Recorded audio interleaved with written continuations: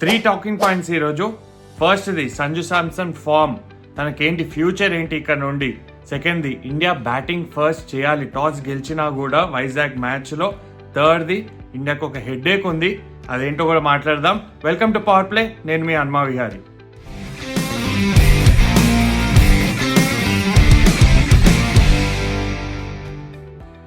సరే, first talking point and main discussion ఈ T20 సైడ్లో మనం చూసుకుంటే ఈ రోజు సంజు శాంసన్ స్కోర్ చేయాల్సిన అవసరం ఉంది. ఎందుకని అంటున్నామంటే తిలక్ వర్మ యాక్చువల్గా లాస్ట్ 2 మ్యాచెస్ ఫిట్ అవుతాడేమో అనుకున్నాం. ఒకవేళ ఫిట్ అయి ఉంటే సంజు శాంసన్ డెఫినెట్లీ తనకి ఛాన్స్ దొరికేది కాదేమో. ఎందుకంటే ఇషాన్ కిషన్ రన్ స్కోర్ చేస్తున్నాడు, అభిషేక్ శర్మని మీరు డ్రాప్ చేయలేరు. దాని తర్వాత తిలక్ వర్మ రిటర్న్ వచ్చాడంటే తను డెఫినెట్లీ డిజర్వ్ చేస్తాడు ఆ లెవెల్లో. మరి ఎవరిని కూర్చోబెడతారు? రింకు సింగ్ కూర్చోబెట్టలేదు, తను యాజ్ అ ఫినిషర్గా ఆడుతున్నాడు. శివం దుబే బ్యాట్ అండ్ బాల్తో కాంట్రిబ్యూట్ చేస్తున్నాడు. హార్దిక్ పాండ్యా, వినో వాట్ హార్దిక్ పాండ్యా, సూర్యకుమార్ యాదవ్ ఫామ్లోకి వచ్చాడు అండ్ ఈజ్ ద కెప్టెన్. మరి ఎవరిని కూర్చోబెట్టేవారు? సంజు శాంసన్నే కూర్చోబెట్టేవారు డెఫినెట్లీ తిలక్ వచ్చి ఉంటే. అందుకనే సంజు శాంసన్కి ఇంకొక ఆపర్చునిటీ దొరికింది. బహుశా ఈ 2 మ్యాచ్లు కూడా దొరుకుతుంది, ఒకటి వైజాగ్లో, ఇంకోటేమో ట్రివాండ్రం తన హోమ్ గ్రౌండ్లో. సో ఈ 2 మ్యాచ్లు సంజు శాంసన్కి డెఫినెట్లీ ఆపర్చునిటీ ఇవ్వాలి. మీరు శ్రేయస్ అయ్యర్ని ఆడిపించచ్చు కదా అంటారు, కానీ శ్రేయస్ అయ్యర్ని ఆడిపించదు. ఎందుకంటున్నానంటే మీరు వరల్డ్ కప్ టీం ఎవరున్నారు? సంజు శాంసన్ ఉన్నాడు. అందుకనే తనకి 2 మ్యాచ్లు ఇట్స్ లైఫ్ లైన్ ఫర్ ఎమ్ ఒకవేళ వరల్డ్ కప్ స్టార్టింగ్ 11లో ఉండాలి అంటే. సరే, హైపోథెటికలీ ఒకవేళ సంజు శాంసన్ రన్ స్కోర్ చేశాడంటే తర్వాత మాట్లాడదాం మనం ఎలా కాంబినేషన్ వాళ్ళు సెట్ చేసుకోవచ్చు అనేది. బట్ క్రూషియల్ మ్యాచెస్ ఇది. మంచి వికెట్స్ మీద ఆడతారు. Vizag is a good batting surface. First batting చేస్తే మాత్రం డెఫినెట్లీ తను ఫ్రీగా ఎక్స్ప్రెస్ చేసుకోవాలి. ఒక ప్రాబ్లం చూద్దాం, సంజు శాంసన్ ఎందుకు అవుట్ అవుతున్నాడు అని ఒకసారి డీటెయిల్గా ఈ లాస్ట్ 3 T20s మనం చూసినట్టయితే తన టెక్నికల్ ప్రాబ్లం ఉంది. డీప్ ఇన్ ద క్రీజ్ వెళ్తాడు, 2 కాళ్ళు కూడా చూసుకుంటే క్రీజ్ లోపల ఉంటాయి. దాని తర్వాత ఓన్లీ గో టు షాట్ ఏంటంటే ఒక షార్ట్ ఆఫ్ లెంత్ బాడీ మీదకి వస్తే ఆ పుల్లు కొడతాడు.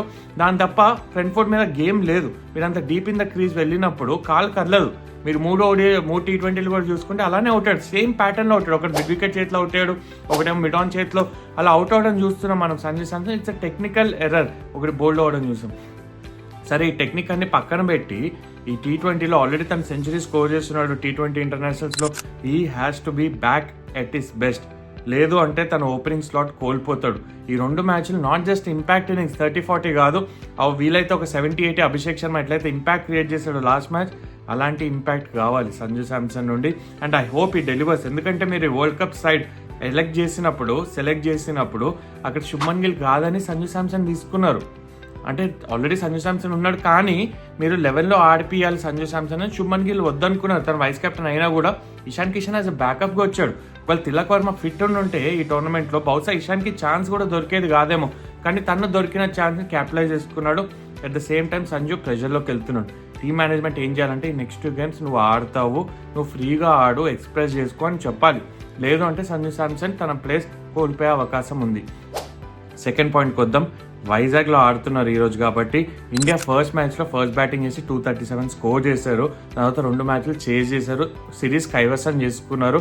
ఇక్కడ నుండి టీమ్ కాంబినేషన్ ఒకటి, బ్యాటింగ్ ఫస్ట్ ఒకటి. ఎందుకంటే మీకు వరల్డ్ కప్ లాంటి టోర్నమెంట్కి వెళ్తున్నప్పుడు ఫస్ట్ బ్యాటింగ్ వచ్చే అవకాశాలు ఉంటాయి. టాస్ ఓడిపోతే డ్యూ కూడా ప్లేలోకి రావచ్చు కాబట్టి సో ఫస్ట్ బ్యాటింగ్ చేసి వాళ్ళు ఛాలెంజ్ చేసుకోవాలి. ఇక్కడ నుండి ఈ T20 side it's a gun side, అందరికీ తెలిసిందే చాలా స్ట్రాంగ్ సైడ్, కానీ వాళ్ళు ఛాలెంజ్ చేసుకొని ఫస్ట్ బ్యాటింగ్ చేసి ఎంతవరకు స్కోర్ చేయగలుగుతారు, బౌలర్స్ దాన్ని డిఫెండ్ చేసుకోగలుగుతారా లేదా అది టెస్ట్ చేసుకోవాలి ఇండియా టీం ఇక్కడ.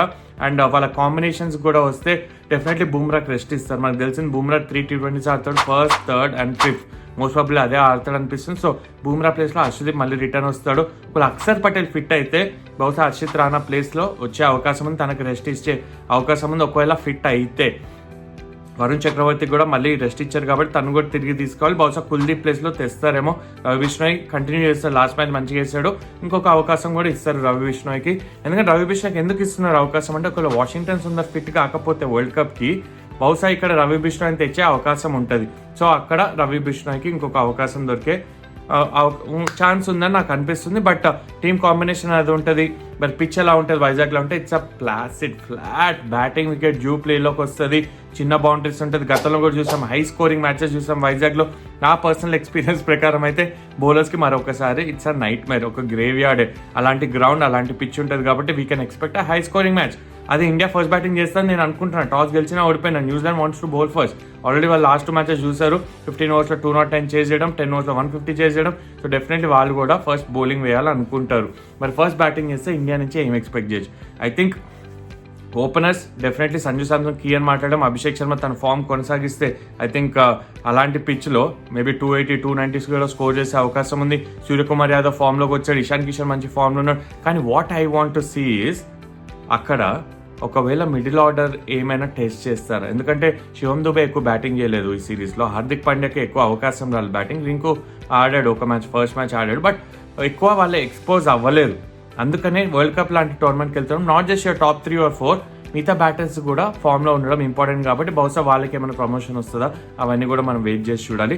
థర్డ్ టాపిక్ అని మాట్లాడడం, అదేంటంటే ఇండియాకి హెడ్ఏక్స్ ఉన్నాయి. హెడ్ఏక్ ఏంటి అంటే అది మంచి headache, it's not a bad headache. ఒకవేళ సంజు శాంసన్ రన్స్ కొడితే ఈ మ్యాచ్లో ఏం చేస్తారు?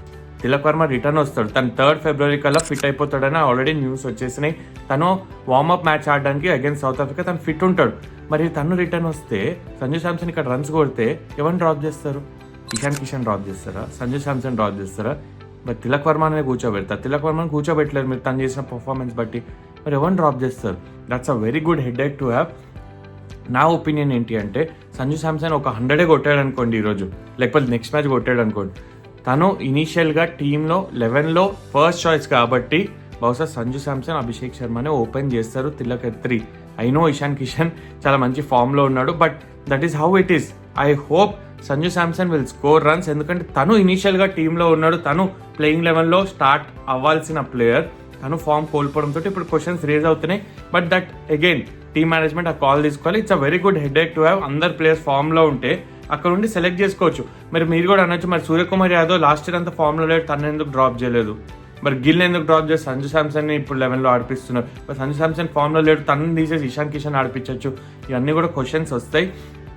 శుభ్మన్ గిల్ తీయడానికి రీజన్ తన ఒకటి ఫామ్ ఒకటి కాదు, ఎలా అయితే టీం ఎలా అయితే ఆడదాం అనుకుంటున్నారో మీరు చూసారు. అల్ట్రా అగ్రెసివ్గా ఆడుతున్నారు ఫ్రమ్ బాల్ 1.